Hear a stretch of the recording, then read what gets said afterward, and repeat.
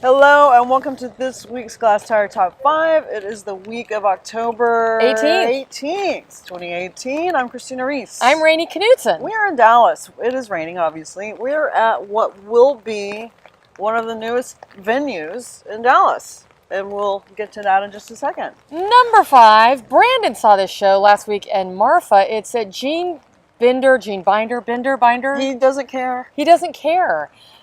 This gallery, the legendary Eugene Binder, as I call him, it's called A Day Without Postmodernist Irony. I love how Eugene Binder doesn't care. Oh, gosh. I love how he is doing what he wants to do in Marfa, and he does these lovely, beautiful, elegant shows. Yes. And he just does whatever he wants. Yeah, this is a group of people. He's shown, I think, pretty much all of these people before. It's a group show. A lot of it's abstract work, a lot of it's painting. It's always high quality stuff. He's got a beautiful space. He's just kind of one of the original rock stars of the Texas art scene. He is. He's a rock star dealer who's just like at a certain point said, "Oh gosh, I'm not going to put up with it anymore. I'm just going to do what I want to do." And speaking of Marfa, we are getting ready to record a podcast soon with Rob Weiner of the Chinati Foundation and the illustrious Susan Laurie Parks, the playwright, about Marfa. So stay tuned for that. Yeah. Stay tuned. Number 4 at Texas Tech in Lubbock, it is Detention Nation. This is a show, it's a collective called Sin Huellas, which means without a trace, without fingerprints. Delilah Montoya is one of the members of it, and I think she's been instrumental in getting this show up to Texas Tech. I saw this a few years ago at the Station Museum in Houston, and I remember not being blown away by the sculptural elements, quite frankly, but it really, really stuck with me because this is an installation all about the detention centers for immigrants within the United States, and it reminds us that there is one with 1,000 men in George Bush Intercontinental Airport in Houston. There are letters written by people being held in these centers, prisoners you could say, talking about being raped in prison by the same gang members who are murdering their families back home and other such atrocities. It is an urgent show. It stuck with me. I hope if you're in Lubbock that you will go see this. It's important.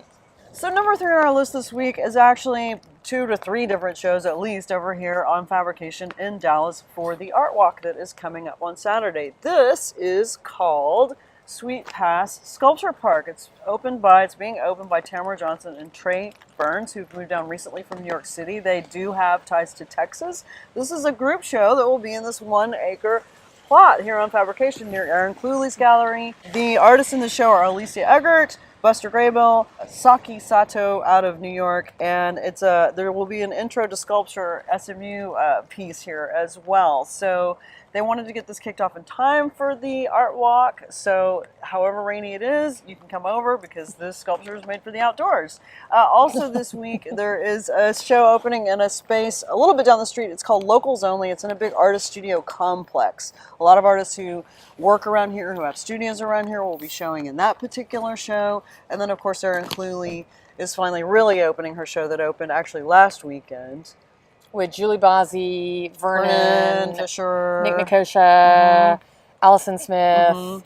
The little Julie Bise pieces are incredible. Yeah. So when you're out on Saturday, hit all of these venues and have a marvelous time. 2, I'm so excited about this. Steve Parker in Austin, War Tuba. He's the Tito's Prize winner this year. He won the Tito's Prize. So this is at Big Medium, which is the kind of the co-organizer of the prize. War Tuba. He's made, I think, some pretty jacked up instruments, but there's also a combination of military sound. But it's interactive. Disruption. It's interactive. You actually put this contraption on and you perform his score, very much coming out of, experimental music, Cage, Pauline Oliveros. He's coming out of that tradition. He's like a new generation experimental musician. History of conflict through sound, I think, is one of his kind of driving philosophies. He's interesting. He's a co-founder of, Soundspace at the Blanton, which is a really cool program that's been going on for a handful of years. I think this is definitely the cool thing in Austin this weekend. Yeah, so absolutely. It opens Friday. It opens on Friday.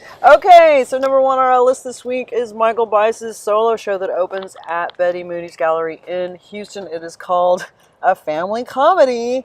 Woo! Which, if you know Michael Bise's work, is comedic. It is. It is. As a title. It is. Ironically so. These new drawings are, I have to say, they are absolutely spectacular. I'm looking forward to it. I'm going to actually be in a talk with him at 5 o'clock on Saturday. That is the night of the opening. The 20th. I did a studio visit with Michael earlier this summer, so I saw these works when he was really in development and working on them.